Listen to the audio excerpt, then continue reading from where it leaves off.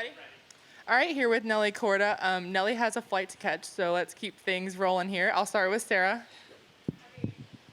Go over after the front nine. What did you turn around mentally to dig deep and make this happen again? It definitely was not a good start to the day.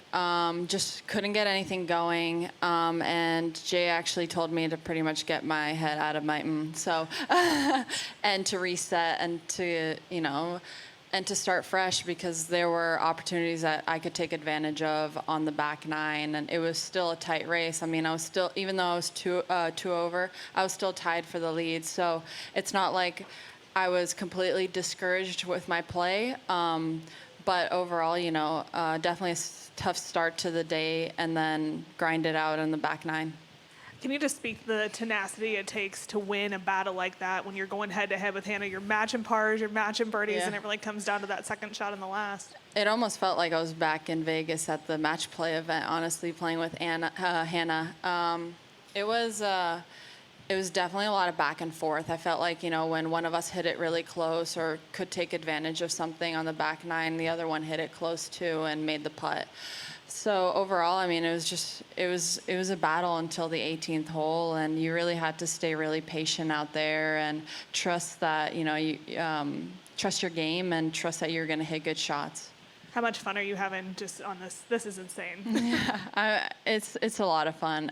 For me, it's more rewarding that, all the hard work that I've put in, all the roller coaster that I went through from the end of 2021 with my injuries to this year is just super rewarding, and to have my team beside me day in and day out, and being so close knit really, really makes it special. All right, over here, or who? Do you have a question? Nelly, congratulations. But at the same time, it felt like you didn't have your best stuff today compared to yesterday. So how'd you fight through it? You made a couple early bogeys, but obviously came up victorious in the end. Yeah, I feel like you never have your A game throughout an entire tournament. You kind of have to grind through it, even with your B, C, and D game. And I definitely felt like I had my C and D game today. Didn't really play that well, and just told myself that even though I was 2 over, I still had opportunities on the back nine to take the lead or to battle with Hannah because she was playing solid golf. And then what, in your opinion, was the best shot you hit all day today?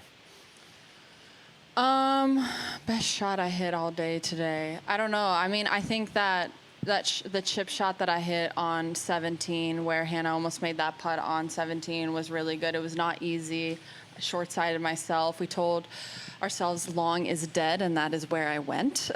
So we weren't too psyched about that, but I think the chip shot that I hit into 17 and kind of tap in range, and then obviously Hannah pulled her tee shot left on 18, and 18 is a very tough tee shot, so I would say 17 and the tee shot I hit on 18 because I was just not hitting my driver very good all day. So to step up and hit those 2 shots, it was big.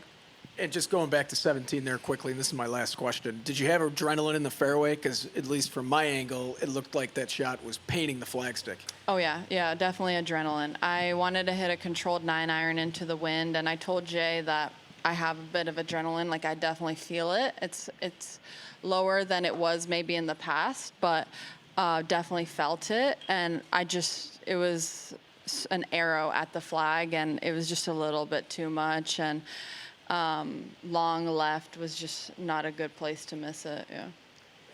All right, Tom? Get a rhythm today because it seemed like you were waiting every hole.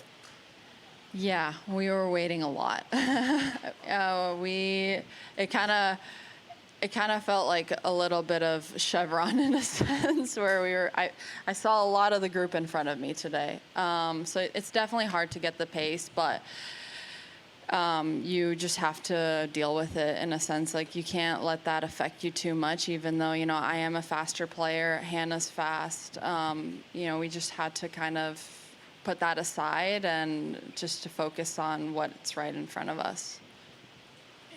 Does your strategy change on 18 once you're in the fairway? She's over to the left.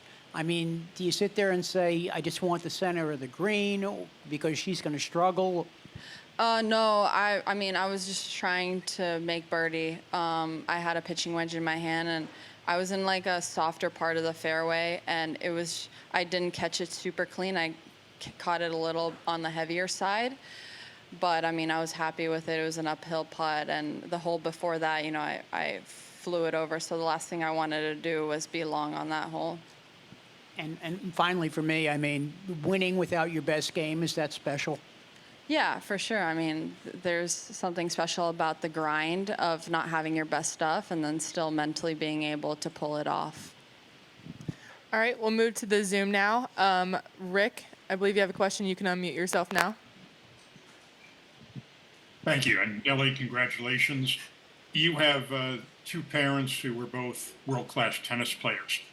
With everything that you now go through off the golf course and all that's surrounding your success, does having their experience to rely on a little bit help you dealing with all that?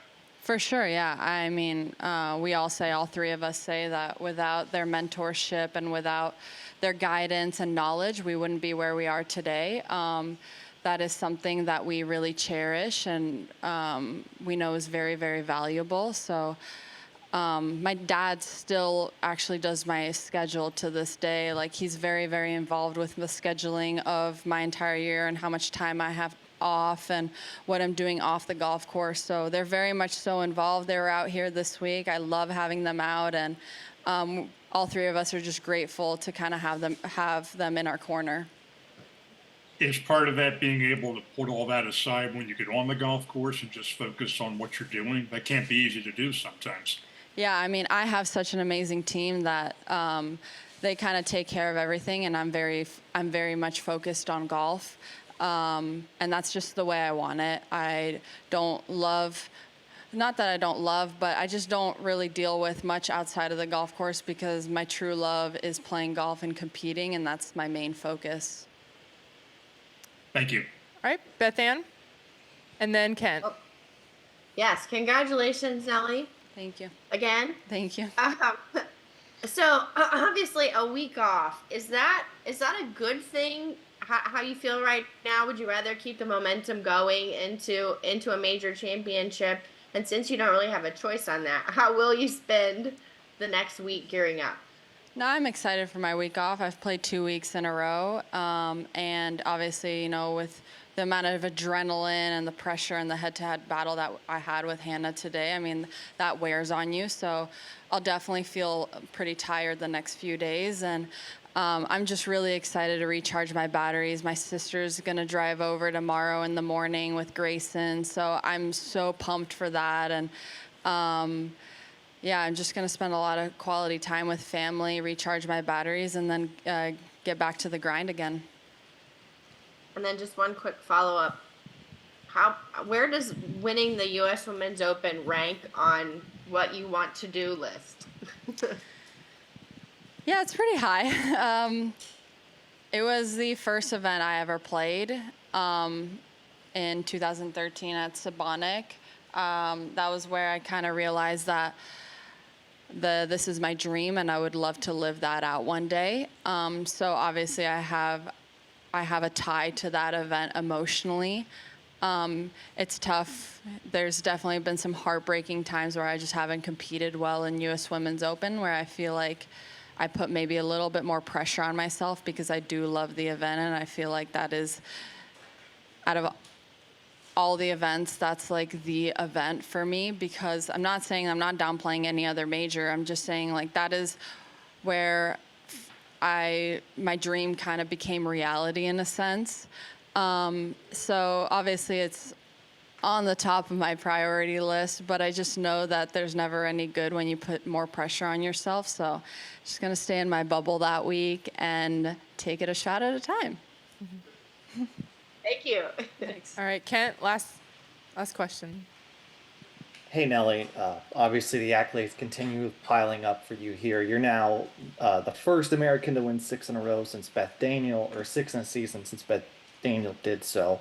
Did you get any advice from her at the Founders Cup last week after not continuing your streak? And was there anything in particular she said? No, not really. I mean, they always are so amazing to be around, honestly. They're just nice to kind of chat with about stuff off of the golf course. But they're always super encouraging too. And, you know, they always just tell me to keep doing my thing and to have fun out there. And you mentioned yesterday having Nadal and Federer as idols and seeing that within your game. How did you see that within your round today? Definitely way more Nadal today versus Federer. There's not much grace in my game.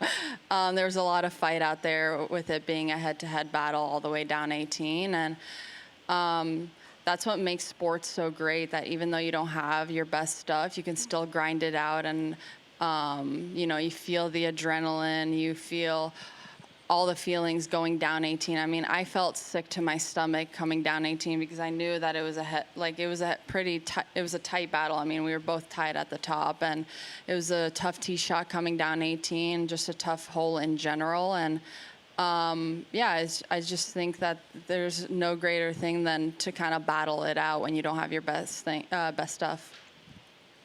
Thanks, Nelly. Thank you. Appreciate it. Thank you.